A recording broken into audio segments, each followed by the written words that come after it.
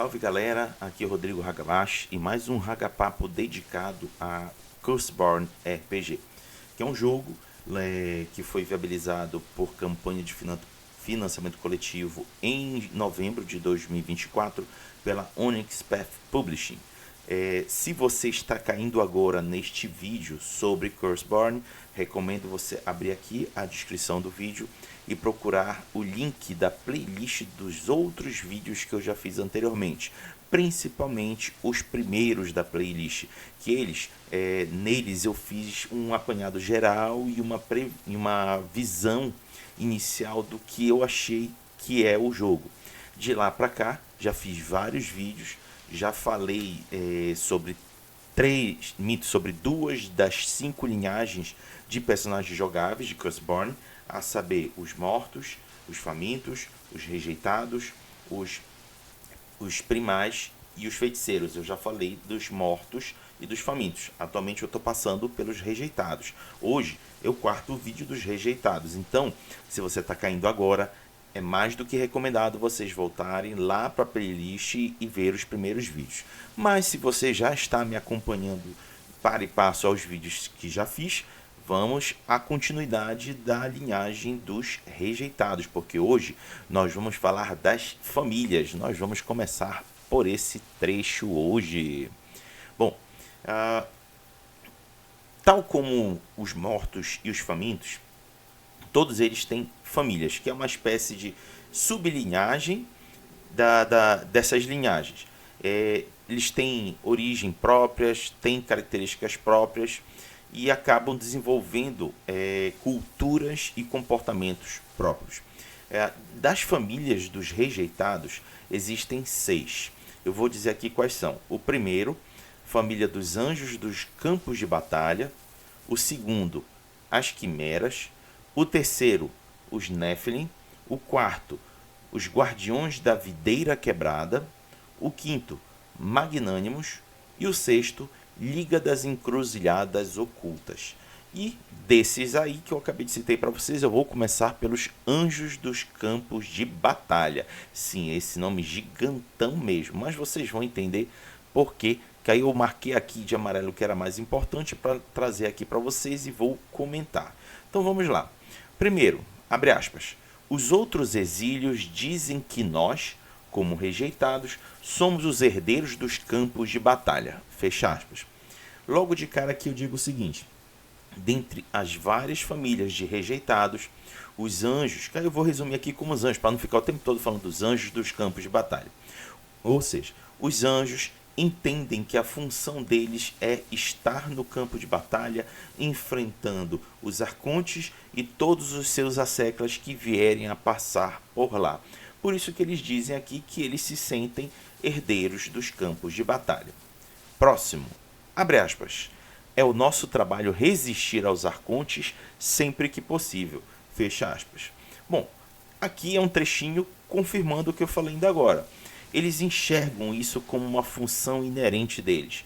É o objetivo principal da família. Eles se coalizam e se juntam para defender e enfrentar, os campos de batalha e enfrentar os arcontes sempre que eles puderem, ou seja, sempre que estiverem disponíveis ou quando for possível enfrentar.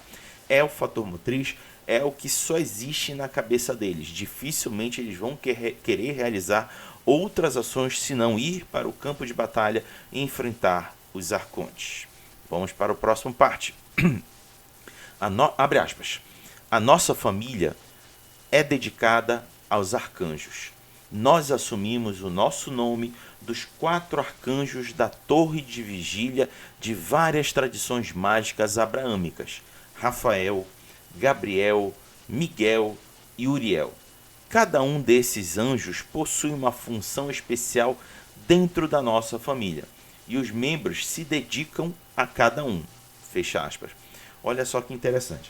A família reconhece que assume uma forma de se organizar internamente.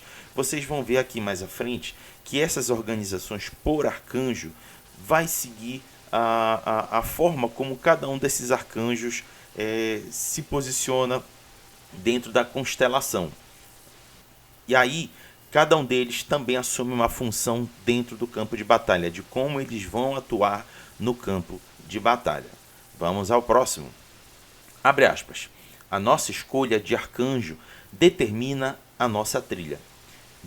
Os filhos de Miguel são os mais numerosos, consistindo em guerreiros habilidosos e atiradores perigosos. Os devotos de Rafael curam e dão suporte à nossa milícia. Aqueles que servem a Gabriel executam as comunicações, entrando em contato com as outras famílias e falando com os membros de linhagens diferentes. Finalmente, os seguidores de Uriel, a menor facção, agem como a consciência de nossa família. Fecha aspas. Olha só que interessante. Temos aí 4 funções distintas.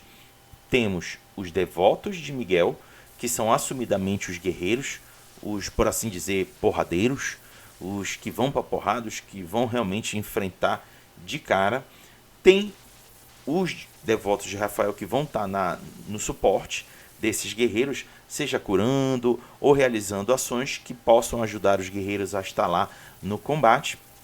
Tem aqueles que são os devotos a Gabriel, que trabalham na comunicação, e aí eu vejo uma função muito importante, porque olha, quando vão para o campo de batalha, tão somente os anjos dos campos de batalha, eles não são suficientes para enfrentar os arcontes e toda a leva de seguidores que eles possam vir a trazer para o campo de batalha.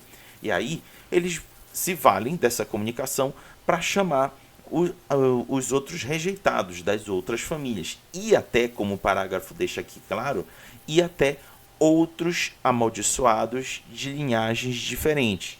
Seja os mortos, seja os famintos, seja primais, seja feiticeiros. Então, essa é a função dos servidores de Gabriel. E aí fecha com Uriel, por mais que eles sejam menores em quantidade, mas fica claro aqui que eles são aquelas cabeças pensantes do grupo. Afinal de contas, precisa haver alguém que possa pensar e tomar decisões mais sábias e mais conscientes do que fazer nos campos de batalha. E assim, essas 4 facções formam essa colisão da família dos anjos dos campos de batalha. Eu disse que ia falar só anjos, mas eu estou acabando falando o nome inteiro da família. Mas enfim, está aí muito bem definido como os anjos se organizam dentro das suas ações de combate nos campos de batalha. Próximo, abre aspas. Por que nós fazemos isso? Porque nós estamos constantemente dizendo que nós estamos em guerra. Fecha aspas. Eu acho interessante eles terem esse pensamento, gente, porque os arcontes, de vez em quando, vêm para o mundo mortal fazer onda. Eu estou usando essa expressão, mas é exatamente isso. Eles vêm para comprar briga com os rejeitados. Já não basta eles terem expulsado os rejeitados do externo e não permitirem mais eles voltar. Alguns deles vêm para cá, para o mundo dos mortos, para o exílio. Mundo dos mortos não, mundo dos mortais, ou seja, o exílio vem para cá para realizar alguma ação, para perturbar a vida dos rejeitados. Então, os anjos entendem que eles estão em constante guerra e eles se preparam para entrar em combate o tempo todo.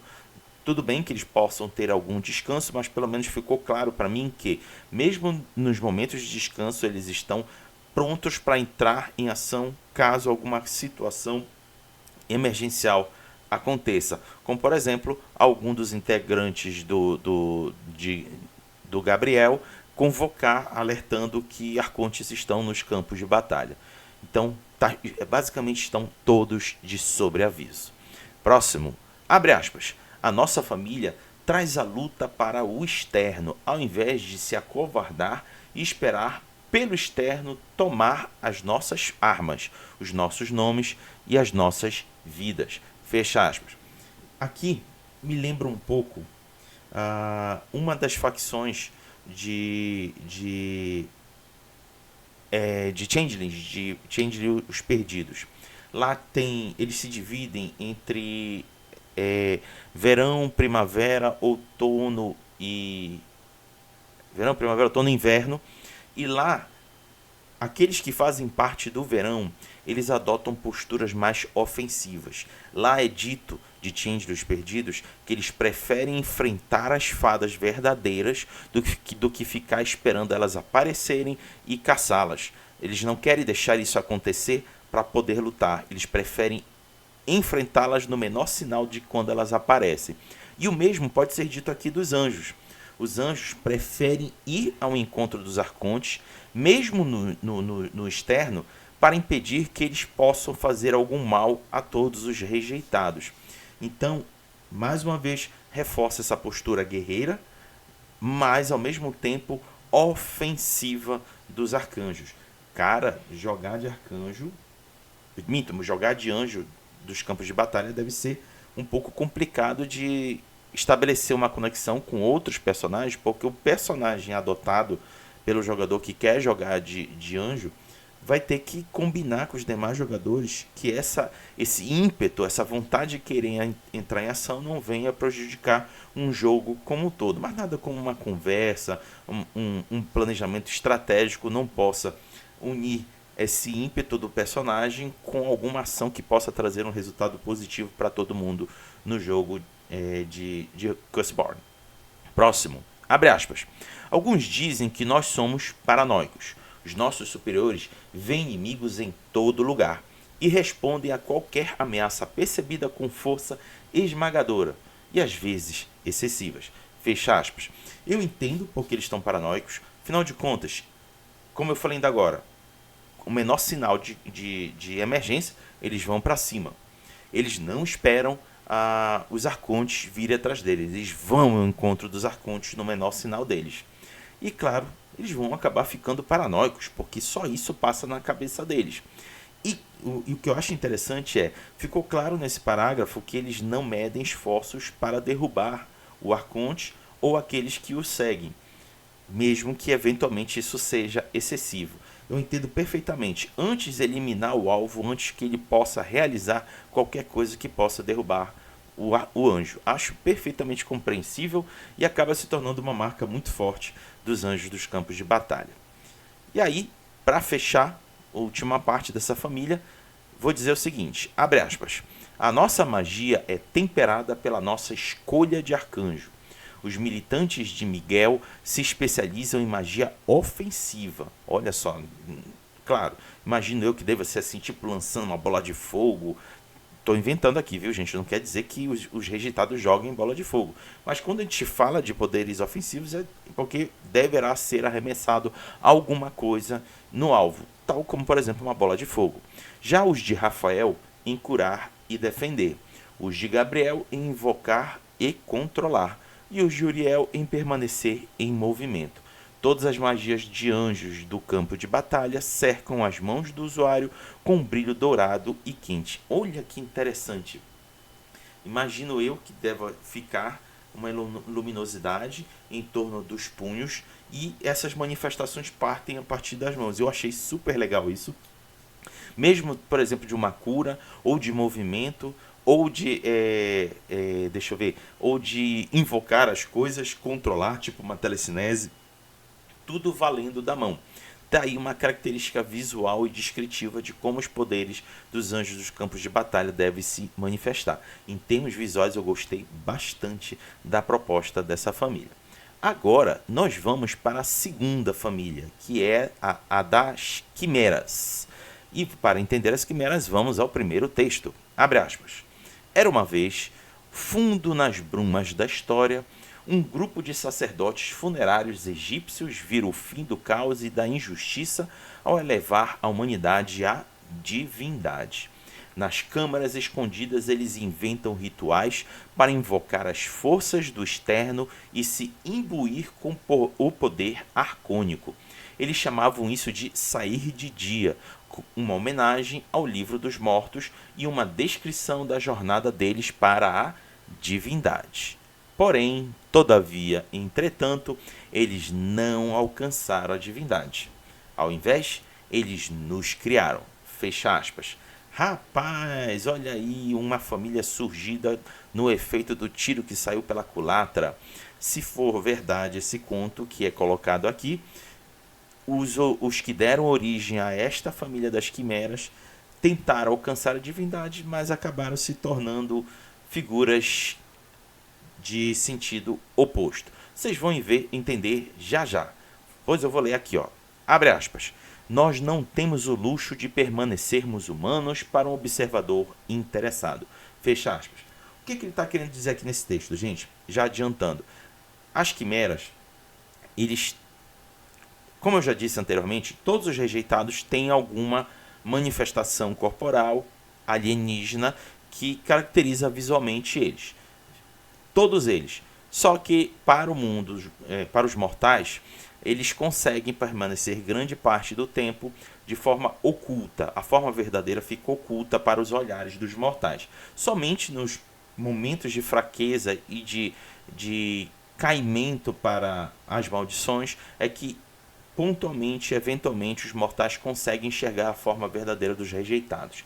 Contudo, no caso das quimeras, fica claro aqui para mim que um observador interessado, ou seja, olhando atentamente por algum tempo, consegue ver a forma verdadeira das quimeras. Ou seja, é a família que tem mais tendência para quebrar a máscara.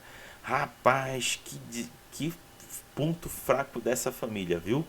É como se fosse, por exemplo, o clã Nosferatu. Eles precisam se valer de poderes e subterfúgios para esconder a verdadeira face deles ou alguma deformação corporal que eles possam ter. Então, tá aí uma mistura aí de clã Nosferatu dentro dos rejeitados. Próximo. Abre aspas. Nós somos buscadores e cientistas, estudantes do externo e suas interseções com essa espiral mortal. Nós buscamos compreender os outros e assim aprender a nos compreender, com resultados misturados. Fecha aspas. É uma coisa interessante. Fica claro aqui, já adiantando para vocês, que as quimeras são as principais estudiosas do externo. Eles procuram entender, enquanto que os anjos dos campos de batalha preferem enfrentar os arcontes e tudo que vem do externo, as quimeras preferem estudar, compreender, para que leve a compreensão do porquê que eles são assim e o que eles são. Então temos aí uma família hiper dedicada ao estudo. Enquanto que uma família vai para o confronto, a outra prefere acumular conhecimento para ascender em compreensão do que é e do que pode fazer. Daí, mais uma função bem interessante dentro dos rejeitados. Próximo parágrafo. Nós somos párias entre os párias. Os nossos companheiros rejeitados nos veem tão distantes da própria experiência deles e alguns, até dentro da nossa família, questionam os nossos métodos de pesquisar como sendo inumano demais. Fecha aspas. Assim, pelo que ficou claro para mim nesse texto é que, como eles têm um comportamento de esconder e de tentar ocultar a sua forma verdadeira, porque afinal de contas eles podem ser vistos com mais facilidade do que os outros rejeitados, eles adotam procedimentos mais, vamos dizer assim, incomuns. Ao mesmo tempo, vocês vão ver aqui na frente, os poderes deles se manifestam de formas um pouco mais grotescas, um pouco mais desconcertantes. E isso causa uma repulsa até entre os próprios rejeitados das demais famílias. Então, fica claro aqui que mesmo que eles tenham essa moeda de troca do conhecimento do externo, eles ainda assim são tratados com alguma repulsa por aqueles que estiverem perto deles e que não forem da mesma família dos quimeras. Próximo, abre aspas. Nós observamos e esperamos. Os mortais ainda tentam contatar o divino. Quando eles o fazem, nós observamos. Nas vezes quando eles ocasionalmente obtêm êxito, nós estamos lá para tomar custódia da nova quimera. Fecha aspas. Cara, que interessante isso aqui. Enquanto que as famílias dos rejeitados é construída em torno de uma descendência dos primeiros rejeitados que foram expulsos do externo, e aí esses descendentes são meio rejeitados e meio mortais, aqui pode surgir uma quimera a partir da realização de rituais que possa levar essa pessoa à divindade, ou assim ela acredita que possa alcançar a divindade, mas que no final das contas vai chegar ao mesmo caminho que as demais quimeras chegaram quando realizaram o ritual. Fracassou, não chegou à divindade e acabou se transformando numa nova quimera. Ou seja, nessa família pode haver uma outra origem de quimera que não seja de descendência. Achei bem interessante esse parágrafo e dá para explorar muitas histórias em torno disso. Próximo, abre aspas. Sob estresse, os nossos poderes e mutações se comportam de formas inesperadas e prejudiciais. Nós podemos anormalmente nos lançar com longos membros, esquecer como a gravidade funciona ou chorar lágrimas de escuridão. Estar em volta de nós é profundamente inquietante. Fecha aspas. Lembra que eu falei ainda agora? Os poderes deles são diferentes, muito chamativos, mais do que o normal dos rejeitados, e tendem a provocar repulsa, provocar, sei lá, desagrado, e acaba sendo assim essa manifestação que cause algum incômodo em quem estiver por perto. Imagina alguém esticando os membros, ou desafiando a gravidade, ou tal como deveria ser, ou por exemplo chorando lágrimas de escuridão. Rapaz, isso deve dar um efeito visual apavorante, e eles têm que lidar com isso quando esses poderes se manifestam. Então tá aí. Não, tem mais um aqui, mais uma última parte para compartilhar com vocês. Abre aspas. A magia quimera vem principalmente de nossos corpos inumanos. Nós temos asas, articulações expansíveis, um relacionamento tênue com a gravidade mantida somente pelo mascaramento ativo, dentre outros. Contudo, devido à nossa natureza sobrenatural, as quimeras também têm almas que podem ser separadas em muitas partes e extraídas do corpo.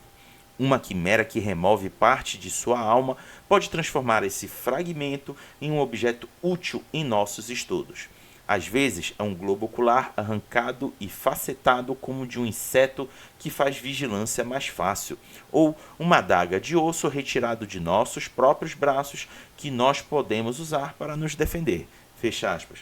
Olha que característica muito interessante das quimeras. Eles podem pegar parte dos seus corpos e transformar em objetos úteis para eles. Mais uma coisa interessante para os integrantes rejeitados da família das quimeras. Então aí chegamos ao final de mais um vídeo de Curseborn e começamos a falar sobre as famílias dos rejeitados. Gostei muito das duas, muito mesmo. Gosto da proposta dos anjos dos campos de batalha de serem combativos e enfrentarem o mal logo de cara, sem dar espaço para pegá-los desprevenidos ou alguma fraqueza deles. E gosto também da proposta das quimeras, em torno do estudo do externo, que aí deve envolver um pouco de ocultismo, um pouco de expansão do conhecimento e desafio das leis da física. Afinal de contas, seus poderes levam muito a isso. E também eles terem que lidar com o desafio de quebrar a máscara com mais facilidade do que os demais rejeitados. São famílias super interessantes de se criar personagens. Estou cada vez mais gostando dessa linhagem dos rejeitados para jogar em Curseborn. Semana que vem vamos ter mais duas famílias, e a vez das duas famílias será os Nephilim e os Guardiões da Videira Quebrada. Espero que vocês tenham gostado. Semana que vem tem mais. Um forte abraço e falou!